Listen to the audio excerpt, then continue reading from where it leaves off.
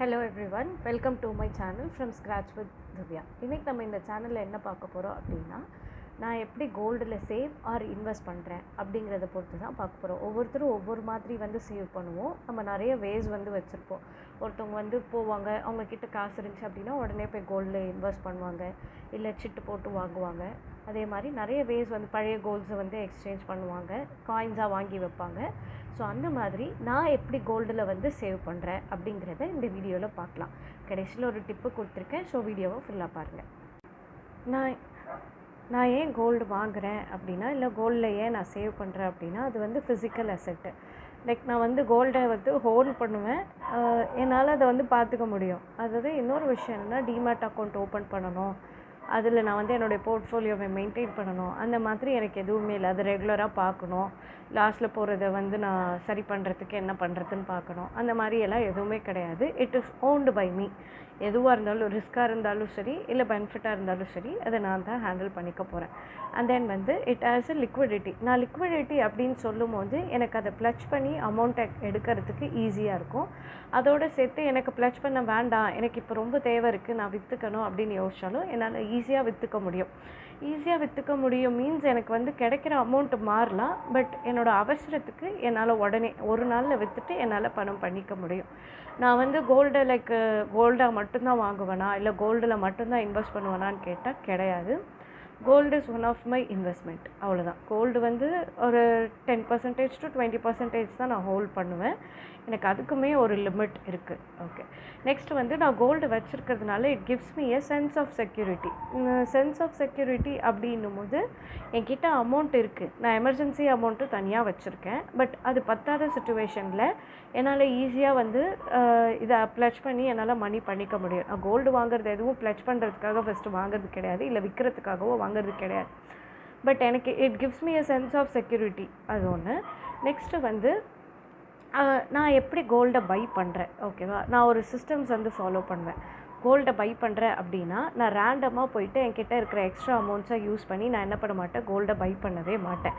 எனக்கு என்கிட்ட ஒரு 5,000 இருக்குன்னா I won't use that 5,000 to buy a gold. அதுக்கு பதிலாக எவ்ரி இயர் நான் சிட்டு போடுவேன், ஓகேவா? எனக்கு சிட்டு போடுறதுல இருக்கிற அட்வான்டேஜ் என்ன அப்படின்னா, எனக்கு செய்கூலி சேதாரம் இல்லாமல் என்னால் வாங்கிக்க முடியும். ஸோ இந்த செய்கூலி சேதாரமும் ஒவ்வொரு கடையிலையும் மாறுது, ஓகேவா? இப்போ ஜிஆர்டியில் 18% வரைக்கும் செய்கூலி சேதாரம் கிடையாது, லலிதாவில் 100% வரைக்கும் கிடையாது. ஸோ இந்த மாதிரி நான் இது ரெண்டுத்துல தான் மோஸ்ட்லி போடுவேன். அதனால் அது மாறுது. எனக்கு எப்படி இருந்தாலும் இது பெனிஃபிட் தான். ஸோ அதனால் நான் கோல்டு சிட்டு போடுவேன். இப்போ கரண்ட்டாக நான் பட்ஜெட் போடும்போது எனக்கு ஒரு 200 to 300 சம்திங் எக்ஸ்ட்ராவாக இருக்கிற மாதிரி இருக்குது. ஸோ அதை நான் எப்படி டைவர்ட் பண்ணலான்னு யோசிச்சப்போ தான் எனக்கு டிஜிட்டல் கோல்டை பற்றி தெரிஞ்சுது. ஸோ அதில் எனக்கு ஸ்பெசிஃபிக்காக எந்த கோல்டும் கிடையாது. நான் டிஜிட்டல் கோல்டில் சேவ் பண்ணுறதுக்கு எனக்கு ஸ்பெசிஃபிக்காக எந்த கோல்டும் கிடையாது. ஐம் ஜஸ்ட் சேவிங், ஓகேவா? ஸோ அதை விற்கிறதோ இல்லை அதில் அதை செல் பண்ணிவிட்டு ஃபிசிக்கல் கோல்டாக வாங்குறதோ அந்த மாதிரி எந்த ஐடியாவும் கிடையாது. அதை நான் போட்டுட்ருக்கேன், அவ்வளோதான். அதுக்கப்புறமா பார்த்திங்கன்னா இன்னொரு விஷயம், நான் இதையும் ஸ்ட்ரிக்டாக ஃபாலோ பண்ணுவேன். எப்படி கோல்டு சிட்டு நான் ஸ்ட்ரிக்டாக கோல்டு சிட் போட்டு தான் வாங்குவேன் கோல்டை அப்படின்றத நான் ஸ்ட்ரிக்டாக தான் ஃபாலோ பண்ணிகிட்ருக்கேன் இது வரைக்கும். அதே மாதிரி பார்த்திங்கன்னா நான் இந்த ஸ்டோன் ஜுவல்ஸ் இருக்கிற ஜுவல்லை என்ன பண்ண மாட்டேன், பர்ச்சேஸ் பண்ணவே மாட்டேன், ஓகேவா? ஸோ ஏதாவது கோல்டில் ஸ்டோன் இருந்துச்சு அப்படின்னா நான் அதை ப்ரிஃபர் பண்ணவே மாட்டேன். அதுக்கு காரணம் என்ன அப்படின்னா, எனக்கு கோல்டை வெயிட்டு போடும்போது அந்த ஸ்டோனுடைய வெயிட்டையும் சேர்த்து தான் போடுவாங்க, ஓகேவா? அதுக்கு ஒரு அமௌண்ட் வரும், ப்ளஸ் அந்த ஸ்டோன் சார்ஜஸ்ன்னு தனியாக அந்த ஸ்டோனுக்கு ஒரு சார்ஜ் போடுவாங்க. அப்போ அது ஒரு 100s ஆட் ஆகுது. அப்படின்னும் போது எனக்கு அது எக்ஸ்ட்ரா அமௌண்ட்டாக தான் நான் அதை கன்சிடர் பண்ணுறேன். ஸோ அதனால் நான் எப்போவுமே ஸ்டோன் இருக்கிற ஜுவல்ஸ் போக மாட்டேன்.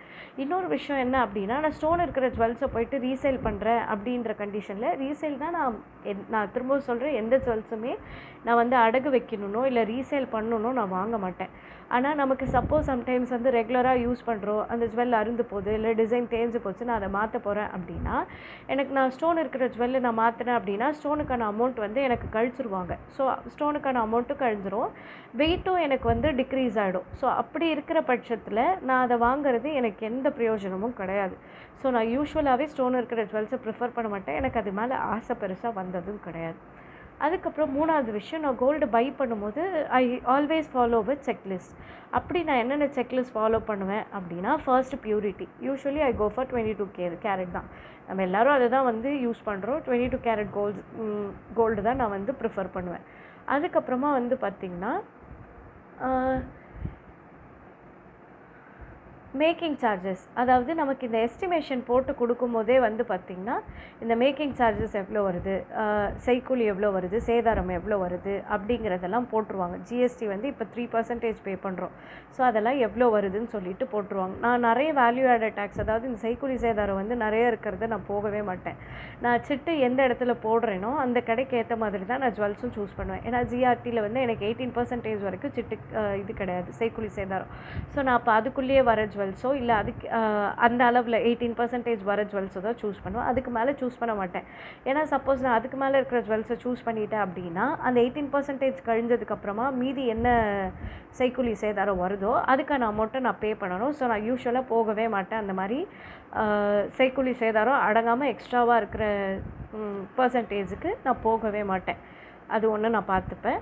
அதுக்கப்புறமா வந்து பார்த்திங்கன்னா I always keep the bill safe.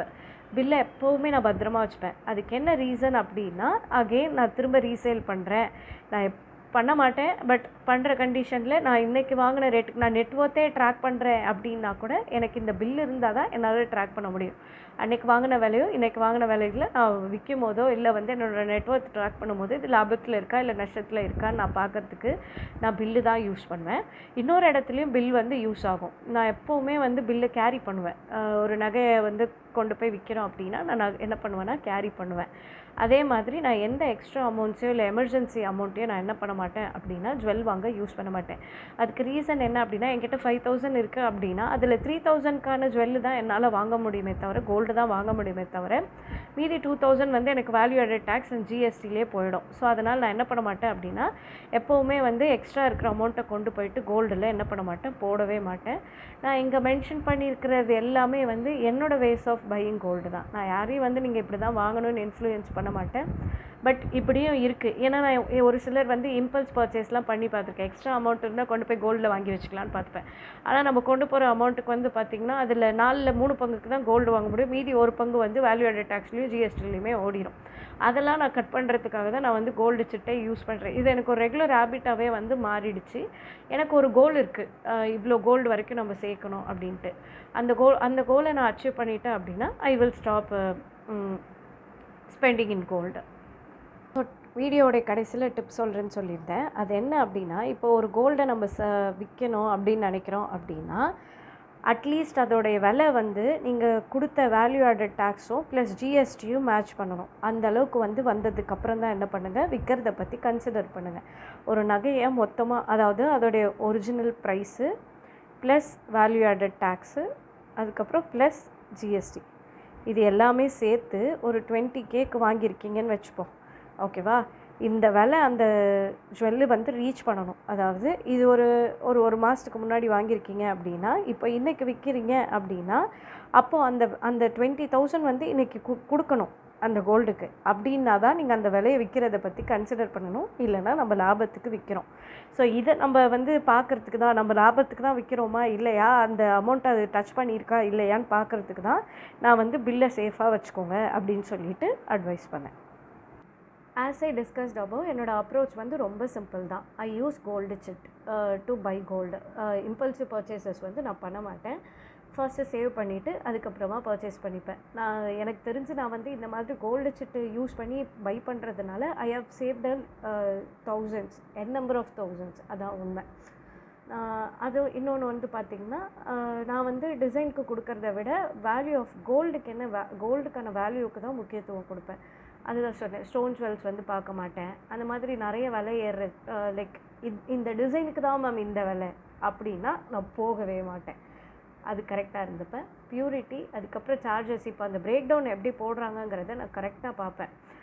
இப்போ 18%னா அந்த 18%க்கு வந்து வெயிட்டாக ஆட் பண்ணி போடுறாங்களா இல்லைனா வந்து அமௌண்ட்டாக போடுறாங்களா அப்படிங்கிறத நான் வந்து என்ன பண்ணுவேன், அந்த எஸ்டிமேஷன் போடும்போதே இந்த எஸ்டிமேஷன் எப்படி வந்தது, நீங்கள் இவ்வளோ அமௌண்ட்டுக்கு அரைவ் ஆகுறீங்க அப்படின்னா இந்த அமௌண்ட் உங்களுக்கு அரைவ் எப்படி ஆகுதுன்னு சொல்லிட்டு நான் வந்து கேட்பேன். அங்கே உட்காந்து எல்லா டீட்டெயிலையும் விசாரிச்சுட்டு தான் நான் வாங்குவேன்.